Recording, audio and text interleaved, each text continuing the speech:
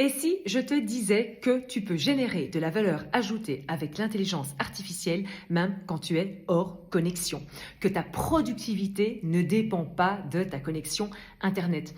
Parce qu'il faut se l'avouer, aujourd'hui, dès que le réseau lâche, c'est la panique. On ne sait plus quoi faire. On est devenu beaucoup trop dépendant de toutes ces plateformes d'intelligence artificielle qui sont uniquement disponibles online. Mais il y a une autre approche, c'est de créer ton propre écosystème d'intelligence artificielle autonome. Alors pour ça, il y a 3 règles fondamentales. La première, c'est de organiser tout ton contenu en knowledge block qui est accessible offline. Alors qu'est-ce que c'est les knowledge blocks? Ce sont ces éléments de contenu que tu réutilises en fait très régulièrement. Ta bio, la description de tes services, ton ton de voix, etc. Le deuxième élément qui est très important, c'est d'organiser tes prompts dans une bibliothèque de prompts. Alors aussi accessible offline. Moi, personnellement, j'utilise le modèle open source Joplin. La troisième règle, c'est d'avoir sur ton ordinateur disponible en local des modèles d'intelligence artificielle open source. Moi, personnellement, j'en ai 4. J'ai un modèle Gemma de Google, Mistral, DeepSeek et j'ai également un modèle Llama. Il fonctionne en local sur mon ordinateur.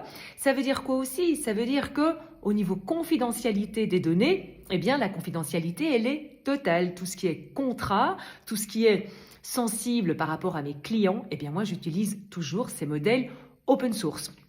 Et ça veut dire aussi que tu es totalement indépendant de toutes ces plateformes d'intelligence artificielle. Une fois que tu as tes knowledge blocks, ta bibliothèque de prompts et que tu as ton modèle d'intelligence artificielle en local, eh bien tu es totalement autonome.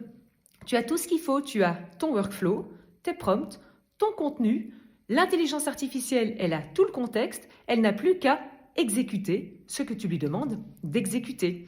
Et c'est ça la grande valeur de l'intelligence artificielle.